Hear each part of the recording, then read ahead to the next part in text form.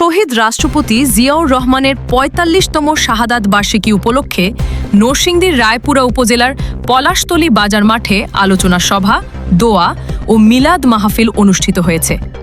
অনুষ্ঠানে প্রধান অতিথি হিসেবে উপস্থিত ছিলেন রায়পুরা উপজেলার মাননীয় সংসদ সদস্য ইঞ্জিনিয়ার আশরাফ উদ্দিন বকুল।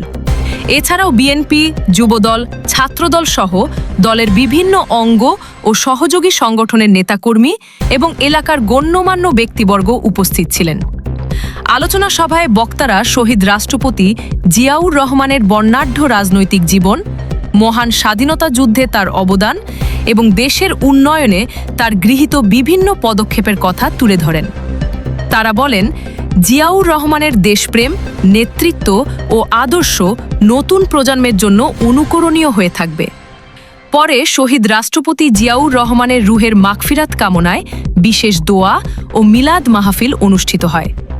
এ সময় দেশ ও জাতির কল্যাণ, শান্তি, সমৃদ্ধি এবং গণতন্ত্রের অগ্রযাত্রা কামনা করে মোনাজাত করা হয়। মিলাদ মাহফিল শেষে উপস্থিত নেতাকর্মী, অতিথি ও সাধারণ মানুষের মাঝে তাবারক বিতরণ করা হয়। অনুষ্ঠানে সর্বস্তরের নেতাকর্মীদের স্বতঃস্ফূর্ত অংশগ্রহণে পলাশতলী বাজার মাঠে এক উৎসবমুখর পরিবেশের সৃষ্টি হয়।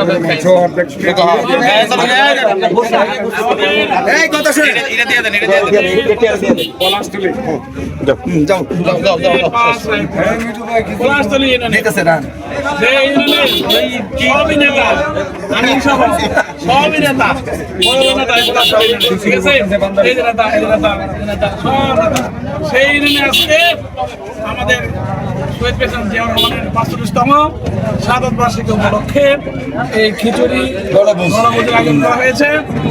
আমাদের ৮ম প্রোগ্রাম ৭টা ইউনিয়নে হয়েছে, আরো ৪টা ইউনিয়নে